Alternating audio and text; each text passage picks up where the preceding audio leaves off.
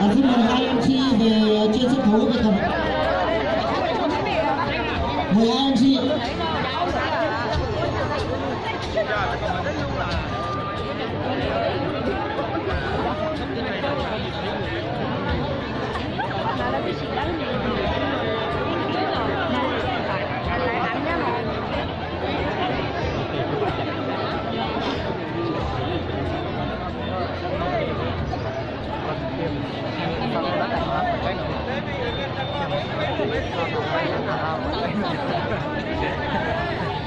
Vậy là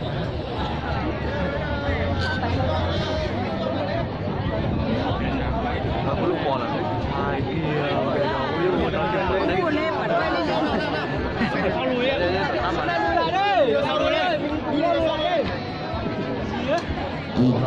Rồi thì tất cả các vận động viên chúng ta tham gia đẩy vận, chúng ta về ngay giữa sân chợ để chúng ta chuẩn bị viên vào thi đấu.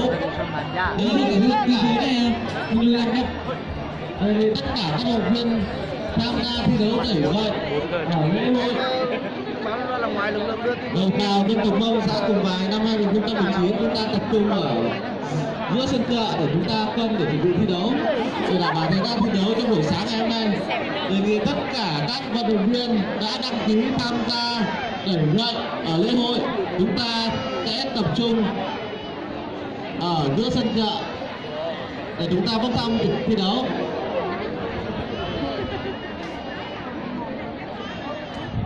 Các đội thi đã sẵn sàng chưa?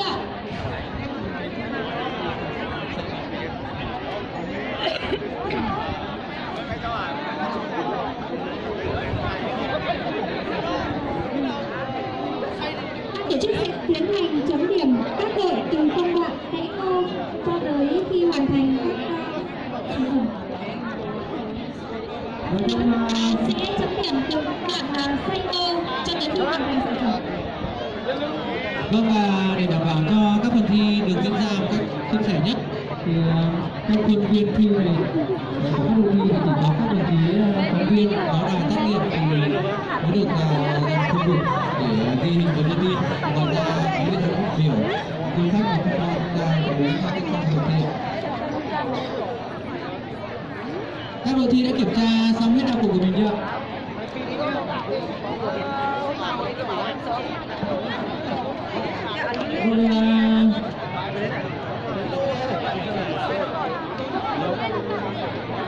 Con Tùng Mạch Hình và Sidophine đã chuẩn bị xong chưa?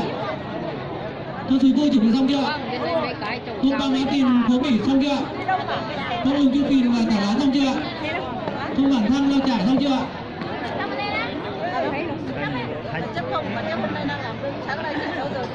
Các lưng phố đã từng vàng xong chưa? Vâng, và các đội thanh niên hiệu lệnh ban tổ chức vâng chưa? Tôi sẽ đếm ngược thời gian ạ. 3, 2, 1, bắt đầu.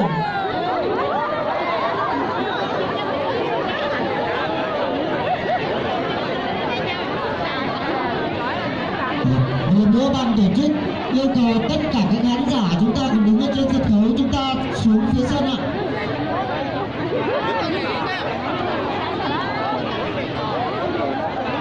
Yêu cầu tất cả các khán giả còn đứng trên sân khấu, chúng ta lùi xuống phía dưới sân ạ.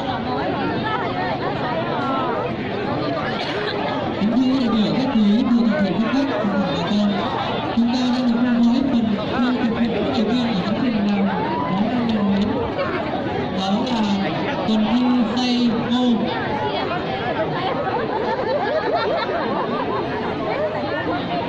Theo kinh nghiệm, món mình bén ngon nhất là mình bén là từ ngô tẻ của địa phương. Cứ sau mỗi mùa thu hoạch, ngô lại được nhập vào khêu vắt trên những hiên nhà hay gác bếp, chờ đến khi thật khô mới đem ra làm món mình đấy. Tuy nhiên, để có được bát thành phẩm ngon nhất và chẳng qua nhiều công đoạn và thời gian. Ngô sau khi được phơi sẽ được cắt hạt, ra khỏi lái, ra bỏ những hạt ngô xuống. Vận động viên để hoàn sạch. Alo, vì vận động viên để Phan Sao Hòa chúng ta về giữa sân chợ để cân để chuẩn bị bước vào thi đấu. Một lần nữa ban tổ chức yêu cầu các khán giả còn đứng ở trên sân khấu chúng ta xuống phía dưới để nhường chỗ cho các phóng viên báo đài tác nghiệp đưa tin cho lễ hội ạ. Nhưng sau khi ngô được các tác phẩm lễ và bản thu hoạch cơ cấu và dưới là hạt ngô ngon nổi nhất đang xây, đặc biệt ngô được xây bằng cô gái nhưng không xây cả bể ngô lớn thì nhất của con ngô một túi xây cũng một như vậy, một ngô như vậy là một ngô ngon 5 đến 6 hạt của mình xây, đến hạt thứ 3 hạt thứ 4 tiếp đến 5 đến 6 hạt và thứ 7 và đây hai con bạn bắt đầu hoàn ra nhất ở món này này. Đúng rồi, tất cả các vận động viên để dạy chúng ta và trợ để chúng ta cân để chuẩn bị các vào thi đấu. Đúng như vậy, ngày thường bà con có thể là bổ sung với rất nhiều các thực phẩm khác, ví dụ như là ngô, nếp, hoặc là gạo.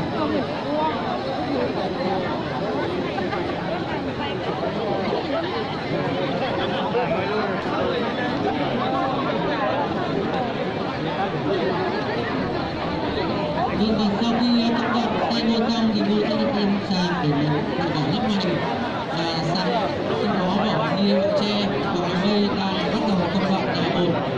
Sau khi đào bột xong thì bột ngô sẽ được đưa vào trong chõ đồ đến khi lên hơi thì ngô và công thức sẽ bỏ ra và đào nước lần thứ hai, sau đó vào trong cái bột tiếp thì nó được cho ra món này đó.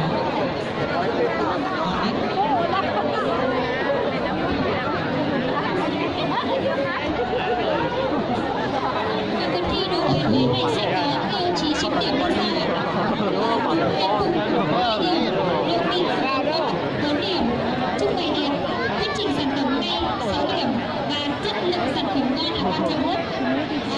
Phần này sẽ được 8 điểm. Và thời gian để hoàn thành món ít bánh bén này là 2 tiếng đồng hồ. Nó sẽ so với bài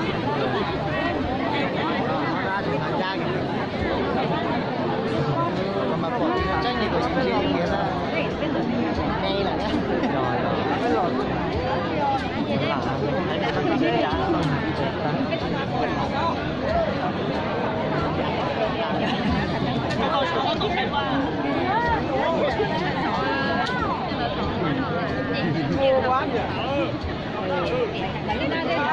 Vâng, kính thưa các bộ trưởng, các quý, xin mời bà con cùng du khách ở xa. Quý vị đang được theo dõi ở phía trước sân khấu ở phía bên trái trên hình chiếu là công việc đang diễn ra cuộc thi đầu tiên của các công việc hàng hóa ngành cuộc thi xe bồn ngô.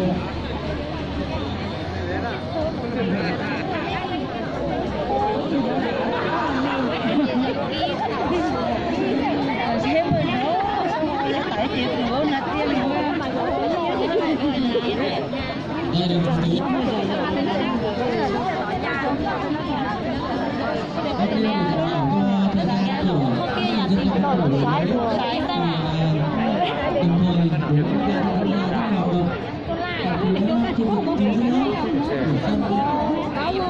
hoạt động tại khu vực chính giữa của sân của chúng ta đề nghị tất cả các đồng viên tham gia đẩy gậy ở lễ hội chúng ta về giữa sân để chúng ta tuân để chuẩn bị bước thi đấu.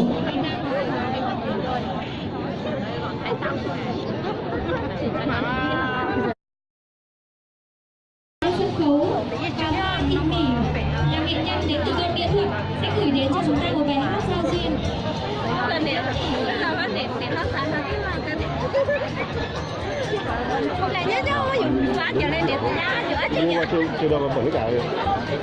Thì tất cả các đồng chí chúng ta ra khỏi cái vạch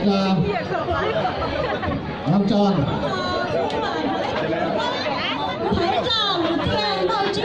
Tôi làm tên vận động viên nào thì chúng ta bước vào giữa sân nhé để chuẩn bị. đây là ký vào đấy chúng tôi mà nó thảo không thì cô mà nó bắt đó là nó chắc là nó tạo ra thì cho thú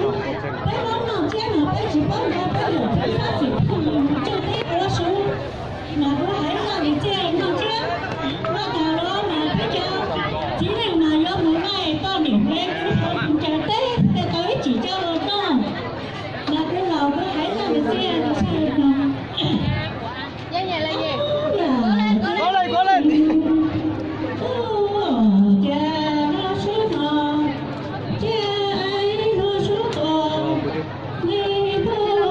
Điểm con thù đâu rồi? Đang đi à? Thủ viên.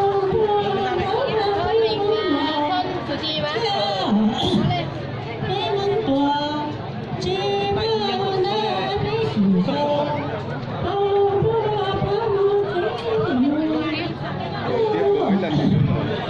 Yeah.